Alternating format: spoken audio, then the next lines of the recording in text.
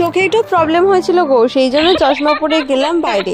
আজকে কিন্তু এটা বলেই কাটিয়েছিলাম সারা দিনটা সবাইকে। কেন তাহলে বলি, সাধারণত আমি একটা নো মেকআপ পার্সন, এদিক ওদিক ঘুরে বেড়াই ছাতা চশমা ছাড়াই। এবং আজকে কিন্তু হঠাৎ করে নিজের মনে হলো যে স্কিনটাকে একটু ভালো রাখা যায়, সেই জন্য দেখো আজকের আমি সানগ্লাস, সানস্ক্রিন সমস্ত কিছু মেখে ছাতা মাথায় দিয়ে বাইরে বেরিয়েছিলাম। এবং যেহেতু আমার এরকম অভ্যাস নেই, সেই জন্য চশমাটা পরে যাওয়া একটু অকওয়ার্ড ফিল হচ্ছিলাম। সেই জন্য সবাইকে বলে বেড়াচ্ছিলাম আমার চোখে একটু প্রবলেম হয়েছে, সেই জন্য চশমা পরে আছি। তো দেখো তোমাদের কিন্তু বলে দিলাম আমার এই সিক্রেটটা, তোমরাও এই ট্রিকটা ইউজ করতে পারো। তো চলো এবার বলি আমরা আজকে কি করতে এসেছিলাম এই ডায়মন্ড হারবার স্টেশনে।